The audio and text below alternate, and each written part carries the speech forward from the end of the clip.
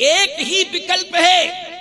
मैं एक बात कहता हूं, आप सबसे बता रहा हूं, आप रामायण घर घर में रखो और अर्थ सहित गीता प्रेस गोरखपुर की रामायण जो बड़ा साइज की है उसको रखिए।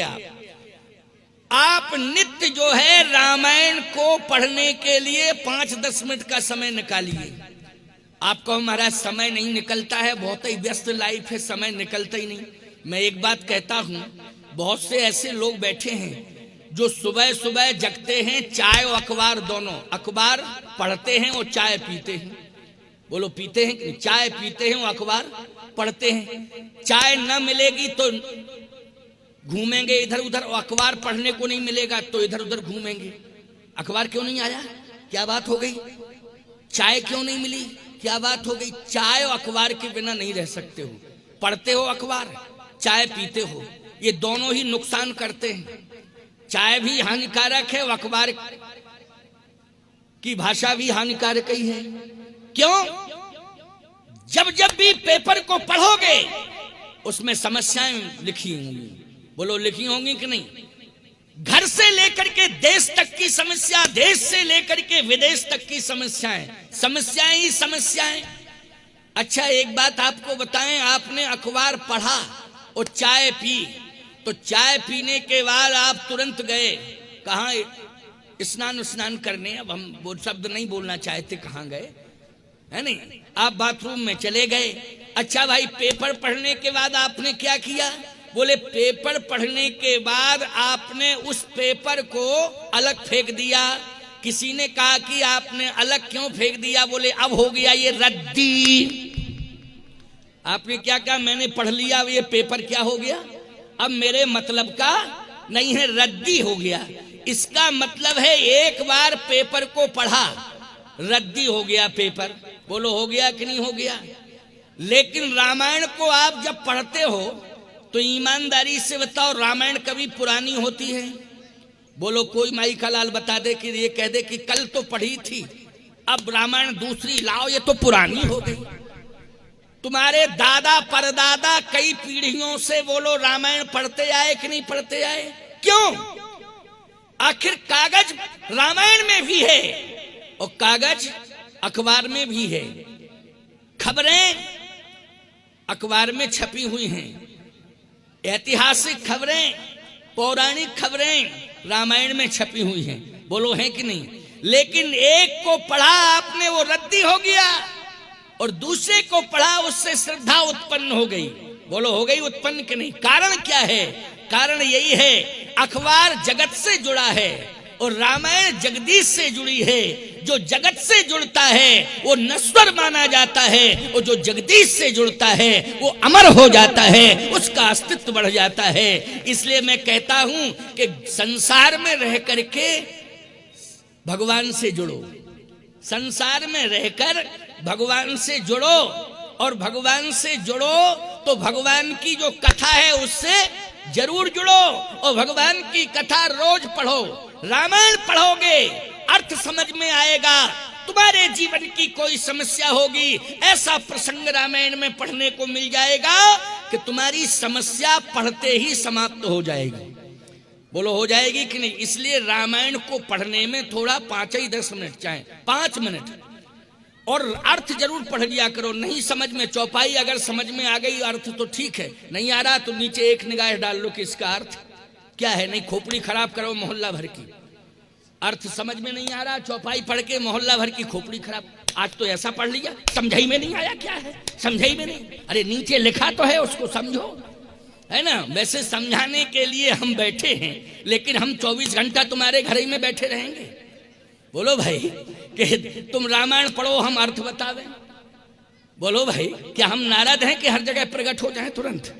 भैया हम तो साल में एक बार आ सकते हैं और आपको समझा सकते हैं, बता सकते हैं, लेकिन इतनी बढ़िया व्यवस्था गीता प्रेस गोरखपुर ने दी है कि हर चौपाई के नीचे अर्थ है, हर दोहे के नीचे अर्थ है, हर छंद के नीचे अर्थ है। इसलिए अर्थ सहित रामायण पढ़ा करो। 5 मिनट का समय निकाल के ही रामायण पढ़ा करो, लेकिन हर घर में होना चाहिए, 2 होना चाहिए घर घर में। एक तो तुलसी कृत रामायण और दूसरा तुलसी दल। अगर तुलसी दल रहेगा तो तुम्हारी हर समस्या का समाधान होता रहेगा। तुलसी दल और तुलसी कृत, दो की विशेषता क्या है? कहे ताप हरत तुलसी जगत, तम हर करत प्रकाश। ओ दो तारण तरन है तुलसी दास। बोले दोनों से ही कल्याण है, दोनों से ही उद्धार है।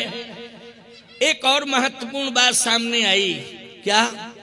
भगवान शंकर ने कहा तुलसी रामचरित का विस्तार करो, तो तुलसीदास जी बालकांड से प्रारंभ किए रामायण और उत्तर कांड में पूर्ण कर दिए। कितने कांड बने बालकांड से लेके उत्तर कांड तक? 7। बोलो कितने बने? 7। ना 6 बने, ना 5 बने, ना 8 बने, ना 9 बने, 7 ही कांड बने। आपको महाराज ये 7 ही कांड क्यों बने? तुलसीदास जी 8वां कांड भी लिख सकते थे, 9वां कांड भी लिख सकते थे।